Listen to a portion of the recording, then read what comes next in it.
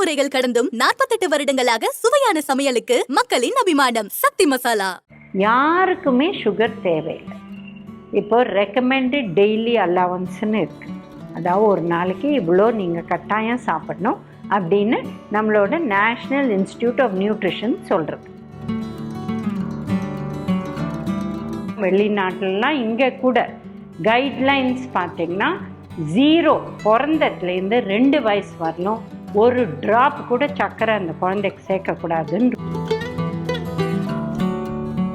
ஒரு உணவு சாப்பிட்டுட்டு நிறைய பேர் ஸ்வீட் சாப்பிட்டு பழகிட்டாங்க. அந்த ஸ்வீட்டில் கொழுப்பு சத்தும் வரும், இல்லை நெய் வரும், இல்லை ஃப்ரை பண்ணியிருப்பாங்க, சர்க்கரையும் எக்கச்சக்கமாக இருக்கும், அதனால் கேலரி சத்து ஏறும். அதுக்கு பதில் நம்ம ஒரு ஃப்ரூட் பீஸு நலம் வாழ 2.0 இந்த எபிசோடில் 0 சுகர் சேலஞ்ச், இது நல்லதா இல்லை கெடுதலா அதை பற்றி நம்ம பார்க்க போகிறோம். இப்போ சுகர் அப்படின்னா என்ன? இப்போ மனிதனாக தயாரித்த சுகர் என்னது? இதெல்லாம் வெறும் நம்ம ஜீனி சர்க்கரைன்னு சொல்கிறோம், அப்புறம் வெல்லம், கரிப்பட்டி, அப்புறம் இந்த நேச்சுரல் சுகர் அதாவது நாட்டு சர்க்கரை அப்படின்னு சொல்கிறோம். இது எல்லாமே இயற்கையாக கிடைக்கல, நம்ம அதை தயாரிக்கிறோம் பல விதமான விஷயத்துலேருந்து. ஸோ இதனால் இது தேவையா? ஏன்னா இந்த காலகட்டத்தில் இது ரொம்ப ஜாஸ்தி ஆகிட்டு போகுது. அதனால ஒபேசிட்டி, ஓவர் வெயிட், அதனால டயபெட்டிஸ், அதனால கொலஸ்ட்ரால், இந்த மாதிரி அது ஒரு சர்க்கிளாக போயிட்டுருக்கு. இப்போ பார்த்திங்கன்னா நீங்கள் ஒரு சின்ன 1 டீஸ்பூன் அரிசி எடுத்து, பச்சை அரிசியோ புழுங்கல் அரிசியோ எடுத்து நீ வாயில் கொஞ்ச நாளை மென்னுங்களேன், ஒரு 5 நிமிஷத்தில் ஒரு ஸ்வீட் டேஸ்ட் வந்துடும். ஏன் அப்படின்னா அந்த அரிசியை மென்று அது வாயிலேயே டைஜஸ்ட் ஆகிடுது. டேலின்னு ஒரு என்சைம் இருக்குது சலைவால், நம்ம அது வாயிலேயே டைஜஸ்ட் ஆகி குளுக்கோஸாக மாறிடுது. ஸோ அந்த ஸ்வீட் டேஸ்ட் உங்களுக்கு வந்துடுது. ஸோ ஒரு அரிசியிலே இது இருந்தால் எதில் இந்த மாவு சத்து உள்ள உணவு இருக்கோ அது எல்லாமே உங்களுக்கு ஸ்வீட் டேஸ்ட் கொடுக்குது. அதனால தான் சொல்கிறோம், இப்போ சர்க்கரை இல்லாத எப்படி நாங்கள் காஃபி டீ குடிக்க முடியும் அப்படின்னு கேட்பாங்க. முதல்ல காஃபி டீ டேஸ்ட் பண்ணுறாங்களே அவங்க பாலும் கிடையாது சர்க்கரையும் இல்லாததான் அதை டேஸ்ட் பண்ணுறாங்க. அப்போ தான் அந்த best smell, best flavour, best taste கிடைக்கும் அப்படின்னு சொல்கிறாங்க. ஸோ அந்த காஃபியில் பால் நார்மலாக ஆட் பண்ணுறத விட கொஞ்சம் ஜாஸ்தி நீங்கள் ஆட் பண்ணால் அந்த ஸ்வீட் டேஸ்ட் வந்துடும். ஏன்னா 100 ml பாலில் உங்களுக்கு கிட்டத்தட்ட 5 கிராம் கார்போஹைட்ரேட் இருக்குது, மாவு சத்து உள்ள அந்த இது குவான்டிட்டி அதில் இருக்குது. ஸோ அதில் இயற்கையாக ஸ்வீட் டேஸ்ட் இருக்குது. ஸோ இந்த மாதிரி நம்ம உணவை மாற்றி நம்ம சர்க்கரைக்கு பதில் இந்த மாதிரி ஐட்டங்கள் யூஸ் பண்ணோன்னா ஆட்டோமேட்டிக்காக நம்மளுக்கு 0 சுகர் ஈஸியாக ஃபாலோ பண்ண முடியும். இப்போ பார்த்திங்கன்னா வேறு எங்கே நம்ம சுகர் ஆட் பண்ணுறோம்? ஒரு பாயசம், இப்போ சிறுபருப்பு போட்டு பால் போட்டு அதில் சர்க்கரையோ வெல்லமோ போடுறோம். அதுக்கு பதில் சிறுபருப்பில் பால் போட்டு அப்படியே நீங்கள் ஏலப்பொடி போட்டு சாப்பிட்டா அந்த ரியல் ஸ்வீட் டேஸ்ட் உங்களுக்கு கிடைக்கும். அதே மாதிரி ரைஸ் இல்லை சேமியா நம்ம உப்பு போடாத அதை சாப்பிட்டோன்னா அதில் இருக்கிற ஸ்வீட் நம்மளுக்கு நல்லாவே தெரியும். ஸோ மாவு சத்து எதெல்லாம் இருக்கோ அது ஸ்வீட்னஸ் கொடுக்கும். இப்போ பார்த்திங்கன்னா பழம், ஒரு பப்பாளி பழம் சாப்பிட்டா அவ்வளோ ஸ்வீட்டாக இருக்குங்க. அதே மாதிரி எந்த பழம் சாப்பிட்டாலும் ஒரு ஆரஞ்சு புளிச்சா கூட அதில் ஸ்வீட்னஸும் இருக்குது. ஸோ ஸ்வீட் டேஸ்ட்டுங்கிறது பல விதமாக நம்மளுக்கு கொண்டு வர முடியும். ஒரு உணவு சாப்பிட்டுட்டு நிறைய பேர் ஸ்வீட் சாப்பிட்டு பழகிட்டாங்க. அந்த ஸ்வீட்டில் கொழுப்பு சத்தும் வரும், இல்லை நெய் வரும், இல்லை ஃப்ரை பண்ணியிருப்பாங்க, சர்க்கரையும் எக்கச்சக்கமாக இருக்கும், அதனால் கேலரி சத்து ஏறும். அதுக்கு பதில் நம்ம ஒரு ஃப்ரூட் பீஸு சாப்பிட்டோன்னா ஆப்பிளாக இருக்கலாம், இல்லை வெறும் டேட்ஸாக இருக்கலாம், எந்த பழம் சாப்பிட்டாலும் அதில் ஒரு ஸ்வீட் டேஸ்ட் வரும்.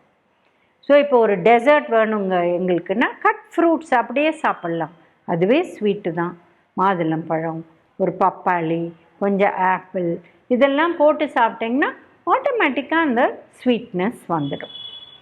ஸோ இப்போ யார் சில பேர் இந்த மாதிரி ஸ்வீட்டை வந்து ஜூஸாக பண்ணி சாப்பிடணுன்னு யோசிக்கிறாங்க. அப்போது அதுக்கு பதில் ஃப்ரூட் ஜூஸை வடிகட்டாத அப்படியே சாப்பிட்லாம். பட் உங்களுக்கு டயபெட்டிஸ் இருந்தால் அப்படி சாப்பிடக்கூடாது. ஏன்னா ஜூஸ் பண்ணி சாப்பிட்டிங்கன்னா அது சுகரை ஏற்றக்கூடிய வாய்ப்பு இருக்குது. ஸோ பல விதமான சுகர்ஸ் இருக்குது. சரி, சுகரை விட்டுருங்க, நாங்கள் ஆர்டிஃபிஷியல் ஸ்வீட்னஸ் அந்த மாதிரி சாப்பிட்றோன்னு சொன்னால் அதுக்கு நம்ம போகவே வேண்டாம். ஏன்னா நம்ம உணவுலேயே இயற்கையிலேயே நிறைய மாவு சத்து உள்ள உணவில் நல்ல ஸ்வீட்டு இருக்குது. இப்போ பார்த்தீங்கன்னா பாதாம் சாப்பிட்டா கூட பாதாமோட ஒரு டேட் சாப்பிட்றாங்க, ஸ்வீட்டாக வேணும், அதுவே ஒரு டெசர்ட் தான். ஸோ இது ஹெல்த்தி டெசர்ட். ஏன்னா இயற்கை கொடுக்குற ஒரு ஸ்வீட்டும் ஒரு நட்டும் நம்ம சேர்த்து சாப்பிட்றோம். சரி, இப்படி வந்து 0 சுகர்னு பார்த்துட்டே போனீங்கன்னா என்னெல்லாம் விஷயம் நம்ம டயட்லேருந்து வெளியில் போயிடும். ஒரு ப்ரெட் எடுத்திங்கன்னா அதில் நிச்சயமாக சர்க்கரை போட்டிருப்பாங்க. அது ப்ரௌன் ப்ரெட்டாக இருக்கட்டும், மைதா ப்ரெட்டாக இருக்கட்டும். ஏன்னா அது ப்ரெட்டு பண்ணுறது ஈஸ்ட் போட்டு பண்ணுறாங்க. அந்த ஈஸ்ட் வளர்கிறதுக்கு அதில் சர்க்கரை போடுவாங்க. So bakery items out. இப்போ பிஸ்கெட்ஸ் எடுத்திங்கன்னா உப்பு பிஸ்கெட்டில் கூட கொஞ்சம் சர்க்கரை போடுவாங்க. So all biscuits, cookies, cakes, doughnuts இதெல்லாம் சாப்பிடுவேன். இதெல்லாம் சாப்பிடாத நாங்கள் எப்படி இருக்கிறது அப்படின்னு கேட்டிங்கன்னா நம்ம உணவு சாப்பிட்டா போகிறோம். அதெல்லாம் சாப்பிடணுங்கிற அவசியமே கிடையாது. இப்போ வந்து ப்ரெட்டுங்கிறது ஒரு ஜுரம் வந்தால் தான் சாப்பிடுவோன்னு நிறைய பேர் சொல்லுவாங்க. அதனால தேவையே கிடையாது. நம்ம தாராளமாக ஜுரம் வந்தால் கூட இட்லி இல்லை இடியாப்பம் சாப்பிட்டா easy digestible food, comfort food அந்த மாதிரி கூட இருக்கலாம். இப்போ எப்போ சுகர் தேவை? யாருக்குமே சுகர் தேவையில்லை. இப்போ ரெக்கமெண்டட் டெய்லி அலவன்ஸ்ன்னு இருக்குது. அதாவது ஒரு நாளைக்கு இவ்வளோ நீங்கள் கட்டாயம் சாப்பிடணும் அப்படின்னு நம்மளோட நேஷ்னல் இன்ஸ்டியூட் ஆஃப் நியூட்ரிஷன் சொல்கிறது. புரத சத்துக்கு சொல்லியிருக்காங்க, கொழுப்பு சத்துக்கு சொல்லியிருக்காங்க, மாவு சத்துக்கு சொல்லியிருக்காங்க. ஆனால் சர்க்கரைக்கு சொல்லவே இல்லையே. ஏன்னா சர்க்கரை எடுத்துண்டு தான் ஆகணும்னு கிடையாது. இப்போ சிலர் ஆர்கியூ பண்ணுவாங்க, நாங்கள் சர்க்கரை சாப்பிட்டு தான் ஆனோம், காலையில் காஃபி டீலேருந்து ஆரம்பித்ததுலேருந்து எங்களுக்கு சர்க்கரை இல்லைன்னா முடியாதுங்க, நாங்கள் சாப்பிட்டு தான் ஆனோம் அப்படின்னு சொன்னால் அவங்களுக்கு மேக்ஸிமம் ஒரு நாளைக்கு 3 டீஸ்பூன் தான் அலவுட். ஸோ அவங்க 3 காஃபியோ டீயோ எடுக்கிறாங்க. காலையில் ஒன்று, 11 மணிக்கு ஒன்று, திருப்பி 4 மணிக்கு ஒன்றுன்னா அதுலேயே ஒரு டீஸ்பூன் போட்டால் முடிஞ்சு. சிலர் ஒரு காஃபிலேயே 2-3 டீஸ்பூன் போட்டுப்பாங்க. அது பண்ணக்கூடாது. ஒரு நாளைக்கு 3 டீஸ்பூன் தாராளம், அதுவே போதும். இப்போ நீங்கள் மிக்ஸ்சர் சாப்பிட்றீங்க. அது வீட்டில் செஞ்சால் சர்க்கரை போட மாட்டோம். வெளியில் வாங்கி சாப்பிட்டா அதில் ஒன்று இந்த அரிசி பப்பர்மிட்னு ஒன்று போடுவாங்க, அதை தவிர கொஞ்சம் சர்க்கரையும் போடுறாங்க. ஸோ இது பேர் ஹிடன் சுகர். நம்மளுக்கு தெரியக்கூட தெரியாது. உப்பு ஐட்டமில் கூட சுகர், சிப்ஸில் கூட சுகர், இந்த மாதிரி போடுறாங்க. ஸோ இந்த மாதிரி ப்ராப்ளம்ஸ் இருக்கிறச்சே ஒரு 0 சுகர் ஃபாலோ பண்ணவங்க லேபிளில் படிக்கணும். அந்த லேபிளில் ஆடட் சுகர் அப்படின்னு இருந்தால் அந்த ஐட்டம்லாம் தொடவாங்க. சரி, இவ்வளோ சொல்கிறீங்களே 0 சுகர் சேலஞ்ச் அப்படின்னு, இதில் என்ன பெனிஃபிட்டுங்க? இப்போ பார்த்திங்கன்னா நம்ம ஊரில் 5லேருந்து 10லேருந்து 30-40 கிராமில் நிற்கிறோம். நம்ம எல்லாருமே கிட்டத்தட்ட 30, அதாவது 6 டீஸ்பூன்ஸ் ஆஃப் சுகர் எடுத்துக்கிறோம் ஒரு நாளைக்கு. தெரியாத இன்னும் எவ்வளோ வேணால் எடுக்கலாம். இதே அமெரிக்க நாடு பார்த்திங்கன்னா 90 கிராமுக்கும் மேலே எடுக்கிறாங்க. அதாவது 98% சொல்கிறாங்க. அந்த அளவுக்கு அவங்க சுகர் எடுக்கிறாங்க. அப்போது ஒபேசிட்டி, டயபெட்டிஸ், கார்டியாக் டிசீஸ், பேரண்ட்ஸ்க்கு முன்னாடி அந்த குழந்தைங்கள் இறந்துடுவாங்க அப்படின்னு சொல்கிறாங்க. ஏன்னா வெயிட்னால். அதனால் சுகரை குறைக்க நம்மளுக்கு வெயிட் கண்ட்ரோல் வரும். இப்போ உங்கள் எதிர்க்க ஒரு 1/4 கிலோ வந்து உங்களுக்கு கேக் இல்லை டோனட்ஸ் இல்லை மைசூர் பாக் கொடுத்தா ஒரு கண்ட்ரோல் இல்லைன்னா ஃபுல்லாகவே நீங்கள் சாப்பிட்ற முடியும். அதை சாப்பிட்டா சுகர் கணக்கும் எக்கச்சக்கமாகிடும், கேலரி கணக்கும் எக்கச்சக்கமாகிடும். இப்போ வெளிநாட்டிலாம் பார்த்திங்கன்னா காலை உணவில் அவங்க சர்க்கரை போட்டு தான் சாப்பிடுவாங்க. என்ன உணவாக இருந்தாலும் சர்க்கரை.